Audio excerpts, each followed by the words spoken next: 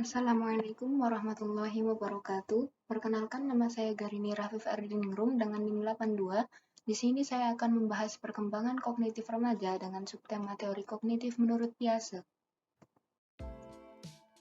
Seperti yang telah dipelajari pada semester sebelumnya, ada 4 tahapan perkembangan kognitif menurut Piaget, yang diawali dengan tahap sensori motor, tahap praoperasional, kemudian tahap operasional konkret, dan terakhir adalah tahap operasional formal.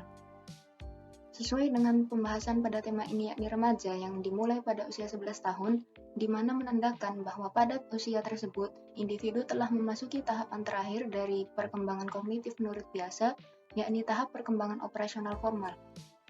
Berbeda dengan perkembangan sebelumnya yakni operasional konkret di mana seorang individu mampu melakukan operasi dengan melibatkan objek-objek yang nyata dan aktual.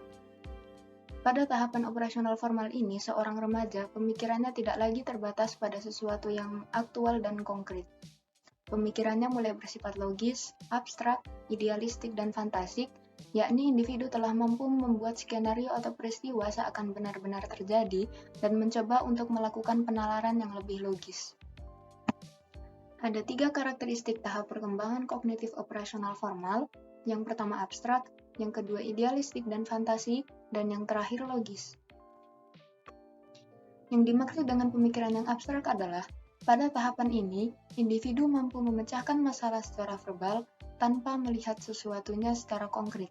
Contoh, ketika individu masih berada di tahap operasional konkret, ketika seorang individu diberi soal penjumlahan atau perkalian, maka individu tersebut masih membutuhkan sesuatu yang nyata, seperti penjumlahan dengan jari atau dengan sempoa agar dapat memecahkan masalah tersebut.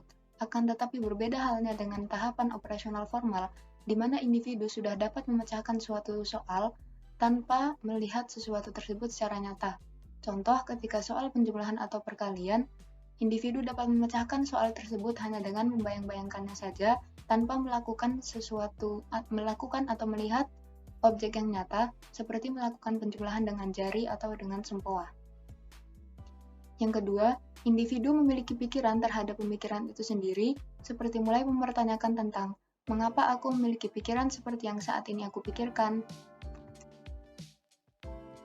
Kemudian, karakteristik yang kedua adalah idealistik dan fantasi.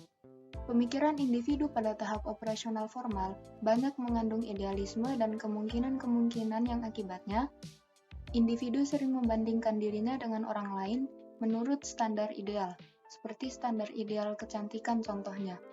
Apabila lingkungan di sekitar individu menganggap bahwa seseorang yang cantik adalah seseorang yang berkulit putih, bertubuh tinggi, langsing, dan lain sebagainya, maka individu mulai membandingkan dirinya dengan standar ideal tersebut, seperti memiliki pertanyaan, mengapa aku tidak secantik dirinya? Mengapa tubuhku tidak selangsing dia?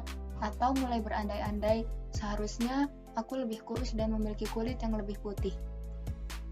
Kemudian yang kedua, individu mulai berfantasi tentang kemungkinan-kemungkinan yang akan terjadi pada dirinya di masa depan. Seorang remaja akan mulai membayangkan akan menjadi apa dirinya di masa depan, pekerjaan seperti apa yang akan dia lakukan, cita-cita seperti apa yang dia inginkan, akan berkuliah di mana, dengan jurusan apa, dan lain sebagainya. Karakteristik tahap perkembangan kognitif operasional formal yang terakhir adalah logis. Yang dimaksud dengan pemikiran logis adalah individu mampu memecahkan masalah dengan cara trial and error, yaitu membuat rencana untuk memecahkan masalah dan menyeleksi solusi mana yang paling efektif untuk memecahkan masalah yang sedang dihadapi. Contoh sederhananya ketika seorang remaja telat ketika datang ke sekolah. Seorang remaja akan mulai memikirkan bagaimana caranya agar besok-besok dia tidak telat lagi datang ke sekolah. Kemungkinan keesokan harinya remaja tersebut akan mulai datang ke sekolah dengan menaiki sepeda misalnya. Kemudian di hari berikutnya, remaja tersebut akan datang ke sekolah dengan diantar orang tua, dan di hari berikutnya lagi, individu tersebut akan mencoba untuk datang ke sekolah dengan berjalan kaki. Maka dengan pemikiran yang logis, seorang remaja mampu menyeleksi solusi mana yang paling efektif agar dia tidak telat lagi datang ke sekolah, apakah dengan berjalan kaki, berangkat dengan sepeda, atau dengan diantar oleh orang tuanya. Dan ciri berpikir logis yang kedua adalah menggunakan tipe pemecahan masalah hipotesis deduktif, yaitu mengambil sebuah kesimpulan dari hal-hal yang bersifat umum menjadi lebih bersifat khusus. Contoh ketika seorang remaja melihat teman sekelasnya yang pintar dan selalu menjadi juara kelas, temannya tersebut sering menjadi perhatian seisi kelas dan memiliki teman yang banyak.